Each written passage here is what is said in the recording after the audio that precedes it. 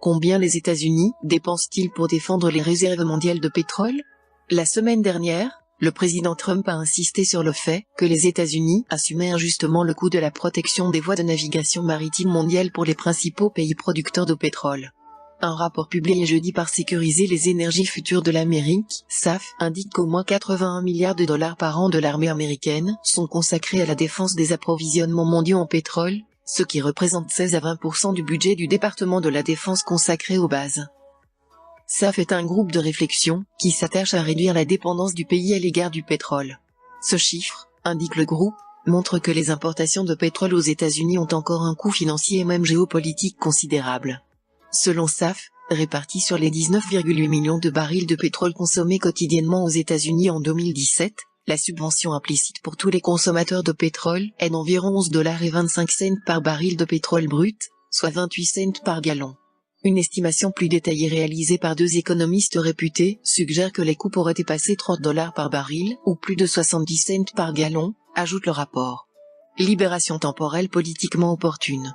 La divulgation intervient à un moment politiquement opportun pour le président Trump, qui se plaint de nouveau du coût élevé du pétrole et du coût que les États-Unis doivent payer pour défendre les approvisionnements mondiaux en pétrole.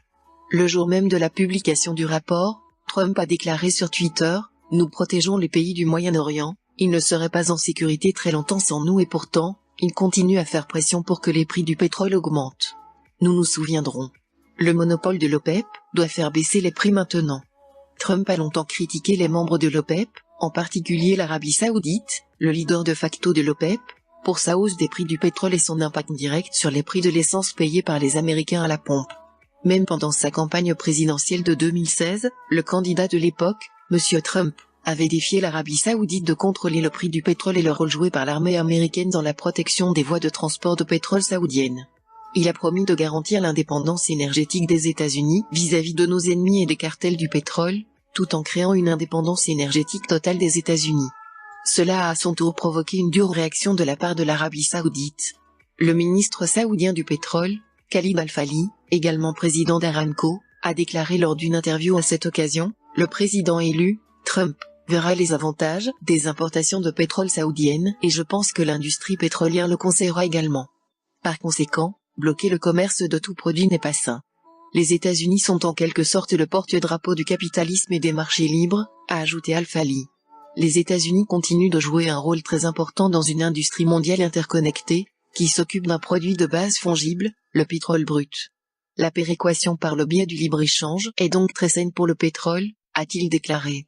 Cependant, depuis l'élection de Trump, les relations américano-saoudiennes se sont améliorées et ont atteint leur plus haut niveau depuis que Washington et Riyad ont trouvé un terrain d'entente sur leur résistance à l'ingérence iranienne au Moyen-Orient et le programme de développement nucléaire de l'Iran. Les États-Unis et l'Arabie Saoudite sont également du même côté dans la longue guerre civile syrienne et le conflit en cours au Yémen contre les Houthis, un groupe militaire soutenu par l'Iran. Cependant, les demandes répétées de Trump demandant que les Saoudiens pompent encore plus de pétrole compliquent encore les relations bilatérales américano-saoudiennes grandissantes, afin de faire baisser le prix du pétrole, qui avait récemment dépassé 80 $ le baril. Cependant, il reste à voir à quel point le pétrole, que l'Arabie Saoudite peut produire compte tenu de sa capacité pétrolière disponible actuellement en diminution. La capacité de production de pétrole de réserve est un secret étroitement contrôlé par le gouvernement saoudien et Aramco, et le restera probablement dans un avenir prévisible. Les complications résultant de la coopération croissante entre le secteur énergétique saoudien et russe, qui remplace en réalité ce que les Saoudiens ont fait pendant des décennies, en jouant le rôle de producteurs alternatifs sur les marchés mondiaux du pétrole, pourrait également causer des problèmes entre Washington et Riyad. À la fin de la journée, Riyad pourrait devoir choisir entre son alliance de plusieurs décennies avec les États-Unis, toujours le principal acheteur de son pétrole brut et son principal fournisseur d'armes et son défenseur militaire, et entre la Russie, son allié énergétique naissant mais de plus en plus important, même s'il s'agit d'une allégeance basée sur le confort économique et non sur des philosophies et des ambitions géopolitiques partagées. Le rapport SAF a également déclaré que la réduction de l'utilisation de pétrole dans le secteur du transport américain permettait de déplacer les priorités militaires américaines vers des menaces stratégiques plus critiques.